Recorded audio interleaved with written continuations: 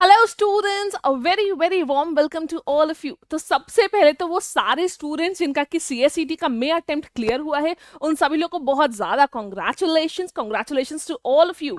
And वो लोग जिनका नहीं क्लियर हो पाया है, या फिर वो लोग जो जुलाई अटेम्प्ट की तैयारी कर रहे हैं, उन सभी लोगों के लिए आज का सेशन है। तो आज के सेशन में लेकिन मैम हम बात क्या करने वाले हैं? आज के सेशन में कुछ बच्चों ने खास डिमांड करी थी कि मैम हमें टाइम टेबल बता दीजिए कि कैसे हमको तैयारी करनी है, कैसे हमको अपने सब्जेक्ट्स कवर करने हैं, कैसे एमसीक्यूज कवर करने हैं, क्या सिर्फ हमको एमसीक्यूज ही कवर करने हैं, क्या हम सारे सब्जेक्ट एक बार में पढ़ डालें, या फिर हम अलग अलग करके एक दिन एक सब्जेक्ट उठाएं, दूसरे दिन दूसरा सब्जेक्ट। तो इन सारी चीजों का सोल्यूशन हमारे आज के सेशन में है। आज मैं आपको बताऊंगी क्या आपका प्लानर होना चाहिए, किस तरीके से आपको करना चाहिए, कैसे आपको करंट अफेयर्स कवर करने चाहिए, कैसे बाकी सब्जेक्ट्स कवर करना चाहिए, और ये भी बताएंगे कि अगर आपने एक सब्जेक्ट पढ़ चुके हैं तो क्योंकि एग्जाम आते आते तो फिर हम सब कुछ भूल जाएंगे, तो उनको कैसे हमें बार बार रिवाइज करते रहना चाहिए। सारी चीजों का सोल्यूशन हमारे आज के सेशन में मिलेगा। So with this, let us start with our class, with our session. And let me first introduce myself. I am your educator, Shubhi Srivastav. और यहाँ पर मैं आपके 4 सब्जेक्ट्स लूंगी, यानी business communication, quantitative aptitude, logical reasoning and fourth है आपका current affairs. चलिए शुरू करते हैं। सीएसईटी एग्जाम जुलाई अटेम्प्ट की तैयारी विद आर टाइम टेबल, कैसे आपको पढ़ाई करनी है। तो देखिए हमने डे वाइज बनाया है, ठीक है।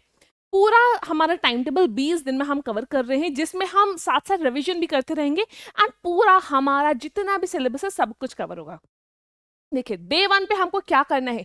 डे 1 हम सबसे पहले उठाएंगे क्वांटिटेटिव एप्टीट्यूड, यानी कि मैथ। अच्छा, क्वांटिटेटिव एप्टीट्यूड हम कौन सा टॉपिक्स उठाएंगे? पहला जो आपका पार्ट 1 है, उसका जो नंबर सिस्टम वाला पार्ट है वो हम सारे ले लेंगे, एंड उसके बाद में हम दूसरे वाले पार्ट से हम स्क्वायर रूट्स भी उठाएंगे। यहाँ पे मैंने टॉपिक मेंशन कर दिए हैं कि कौन कौन से टॉपिक हम क्वांटिटेटिव एप्टीट्यूड के डे 1 पे कवर करेंगे। अब इनको कवर कैसे करना है? सबसे पहले आप इसकी थ्योरी करेंगे, एंड साथ साथ एक टॉपिक खत्म किया, थ्योरी पढ़ ली उसकी तुरंत ही बाद उसके एमसीक्यूज किए। तो ऐसे क्या होगा, हमें पता चलता रहेगा कि हमारी प्रिपरेशन कैसी होती जा रही है। अच्छा, लेकिन ऐसा नहीं सिर्फ एक ही सब्जेक्ट करना है, क्वांटिटेटिव एप्टीट्यूड के साथ में हम करंट अफेयर्स भी करेंगे। यानी आप देखेंगे यहाँ पे जितने भी दिन है ना, अलग अलग सब्जेक्ट तो चेंज हो रहे हैं, लेकिन करंट अफेयर्स रेगुलर है, क्योंकि बेटा करंट अफेयर्स ना एक दिन में याद होने वाली चीज नहीं है। आपको रेगुलरली उसको अपडेट करते रहना होगा, और हमारे एग्जाम में हमें मालूम है कि हमें मिनिमम 1 साल का तो करना ही करना है। तो उसी के तरीके से पूरा प्लानर बना है। क्वांटिटेटिव एप्टीट्यूड ये टॉपिक्स आप डे 1 पे कवर करेंगे, एंड साथ ही साथ उसी दिन आप करंट अफेयर्स करेंगे अप्रैल का, प्लस जिस दिन से आप स्टार्ट कर रहे हैं उस दिन का। ओके, लेट्स से हम मई की बात कर रहे हैं। अब आज मान लीजिए जो भी डेट है, हम आज का जो करंट अफेयर है, जो भी आज की न्यूज है वो पढ़ेंगे, साथ साथ हम अप्रैल के महीने का करंट अफेयर पूरा कवर करेंगे। डे 2 पे अगेन जितना हमारा क्वांटिटेटिव एप्टीट्यूड के ये वाले सेकंड पार्ट है, ये पूरा हम करेंगे ratio and proportion, average, interest, profit and loss, ये सारे टॉपिक्स हम कवर करेंगे। अलोंग विद दैट अब इसमें हम क्या करेंगे, current affairs of March cover करेंगे, और जो सेम डे का करंट अफेयर है वो भी। अब देखिए यहाँ क्या हुआ, 2 दिन में हमने 2 महीने का करंट अफेयर्स कर दिया, प्लस जो इधर के 2 दिन है साइमल्टेनियसली जो बढ़ते जा रहे हैं वो भी हम कवर कर। अब देखिए डे 3 पे अब हम यहाँ पर हमारा क्वांटिटेटिव एप्टीट्यूड पूरी तरीके से खत्म हो गया है, पूरा ओवर हो गया है। डे 3 पे बिजनेस कम्युनिकेशन करेंगे, साथ साथ करंट अफेयर्स ऑफ फेब्रुअरी करेंगे, एंड सेम डे का करेंगे बिजनेस कम्युनिकेशन के, हम ये 2 टॉपिक करेंगे डे 3 पे। डे 4 पे अगेन हम बिजनेस कम्युनिकेशन उठाएंगे, एंड साथ साथ हम current affairs of January and same day करेंगे। हम हर बार एक एक महीने का कवर करते जा रहे हैं हर एक दिन में।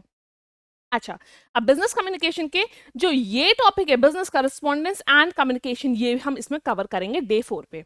यहां तक हमारे कौन से 2 सब्जेक्ट हो गए, क्वांट्स कवर हो गया, बिजनेस कम्युनिकेशन कवर हो गया।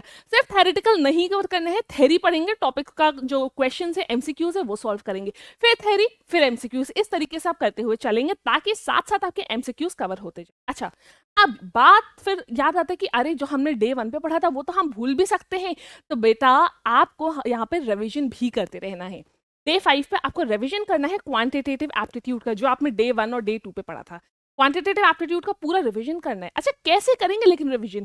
देखिए जब आप ना सॉल्व कर रहे हैं डे 1 और डे 2 पे, जब भी आप सॉल्व कर रहे हैं, आप साथ साथ आप प्रैक्टिस के टाइम पे तो खूब सारे क्वेश्चन को सॉल्व करेंगे, लेकिन उसमें कुछ ऐसे क्वेश्चन पे आप स्टार मार्क करते हुए चलिएगा कि जब रिवीजन के लिए आएगा तो इस टॉपिक का हम ये क्वेश्चन सॉल्व कर लेंगे, इस टॉपिक का ये क्वेश्चन सॉल्व कर लेंगे। मतलब हर एक टाइप का आप एक एक क्वेश्चन सेलेक्ट करते हो जाएंगे। आप या तो स्टार मार्क कर लीजिएगा या उस पर टिक लगाते हुए जाइएगा। तो इस तरीके से while solving mark important question, जब आप यहाँ पे सॉल्व कर रहे हैं तो इंपॉर्टेंट क्वेश्चंस मार्क करते हुए चलेंगे।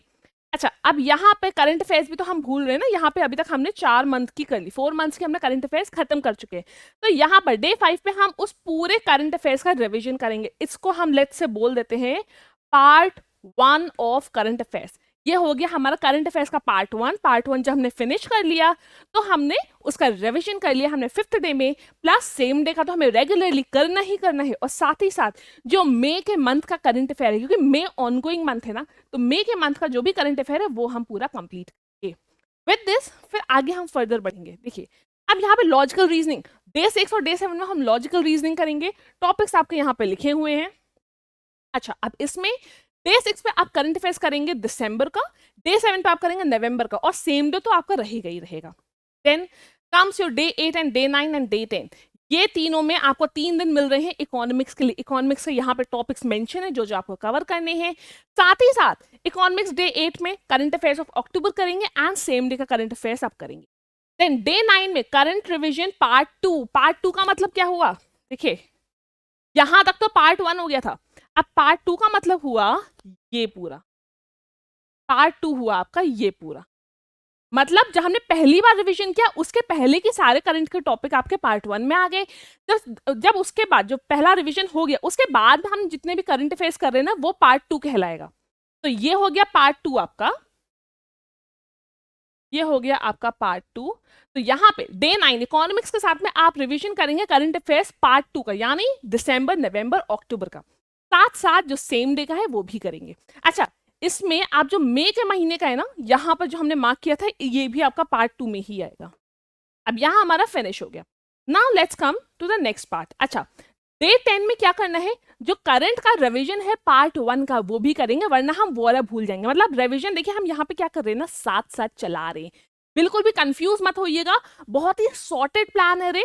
अभी आपको हो सकता है लग रहा है कि मैम कितना रिवीजन करेंगे, सारा इससे अच्छा एक बार में कवर कर ले। लेकिन बेटा पता है, एक थ्योरी कहती है कि जब भी हम रिवीजन या जब भी हम कोई भी चीज पहली बार पढ़ते हैं ना, उसका पूरी 100% चीज का सिर्फ 22% ही हमको पहली बार में याद रहता है। इसलिए हर चीज का रिवीजन करना बहुत जरूरी है। जब आप सेकंड टाइम रिवीजन करेंगे तो आपको 50% याद रहेगा। इसलिए हर थोड़े थोड़े दिन में आपको रिवीजन करते रहना है ताकि आप कोई भी चीज आपके माइंड से स्लिप ना हो।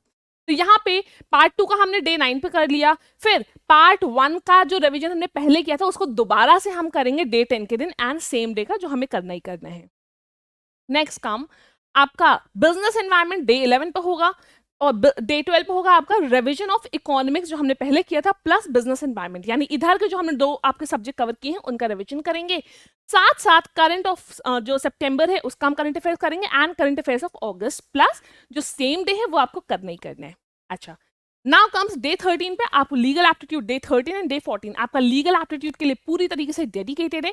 अगेन वैसे ही करना है, इसकी आप टॉपिक कवर करेंगे फिर क्वेश्चंस कवर करेंगे।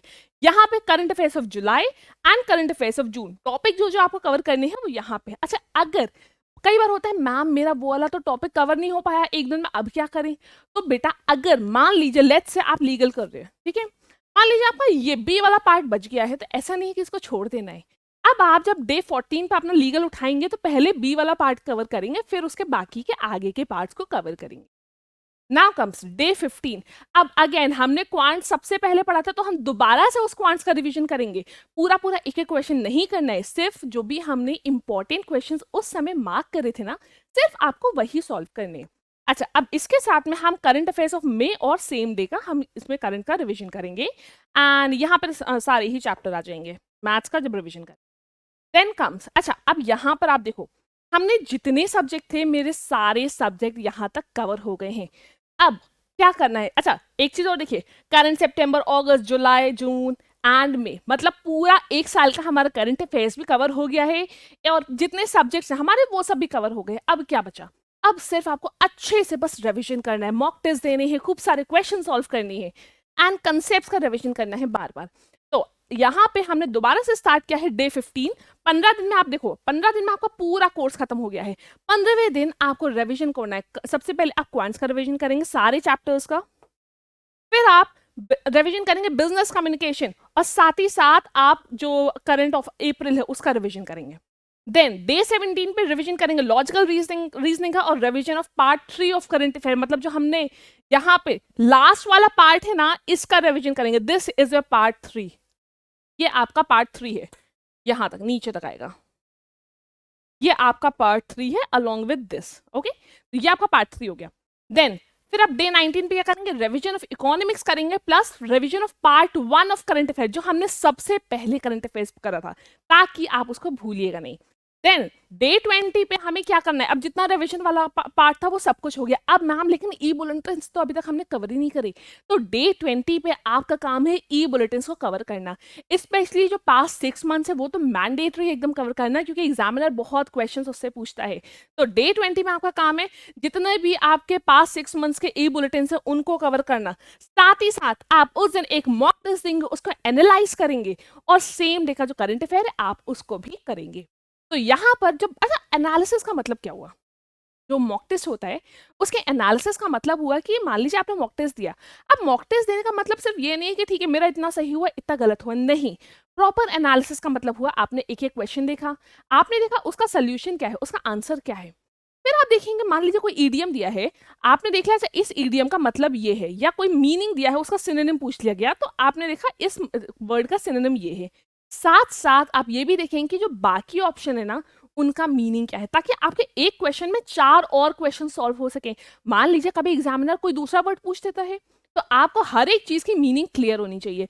या मान लीजिए फॉर एग्जांपल बिजनेस कम्युनिकेशन में आपसे पूछ लिया गया कि अच्छा एक पर्टिकुलर सिचुएशन दे दी गई और बोला गया कि बताइए ये कौन सा टाइप ऑफ कम्युनिकेशन है। तो अब आपको ये तो देखना है कि वो कौन से टाइप ऑफ कम्युनिकेशन है, लेकिन साथ साथ आपको सारे कम्युनिकेशन के टाइप्स भी पता होने चाहिए। तो इस तरीके से हम प्रॉपर एनालिसिस करेंगे अपने क्वेश्चन पेपर का। एंड विद दिस आप देख सकते हैं कि 20 दिन में हमारा प्रॉपर रिवीजन के साथ में पूरा कोर्स खत्म हो जाता है। बिल्कुल, अब इसके बाद फर्दर आपको सिर्फ अपने पेस पे मॉक टेस्ट सॉल्व करनी है, अपने साथ अपने पेस पे ही आपको अपना रिवीजन कंटिन्यू करते रहना है।